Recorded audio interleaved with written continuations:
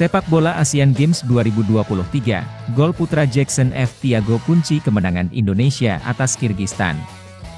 Gol Hugo Samir pada masa injury time babak kedua berhasil menggenapkan kemenangan Indonesia atas Kirgistan pada laga pembuka cabang sepak bola Grup F Asian Games 2023.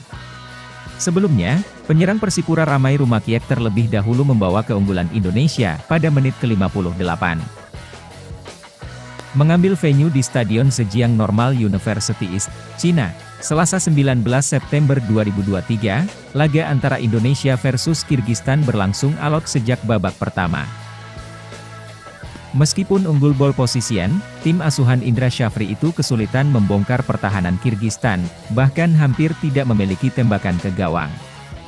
Skor 0-0 bertahan hingga akhir babak pertama.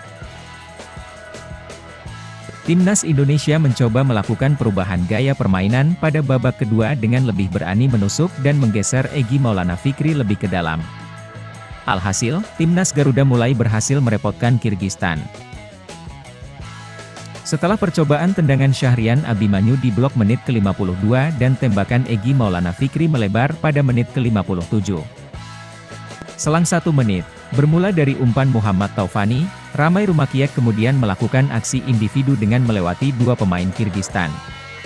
Striker Persipura lalu melepaskan tendangan keras dari luar kotak penalti tanpa mampu dibendung kiper Kurmanbek Nurlanbekov.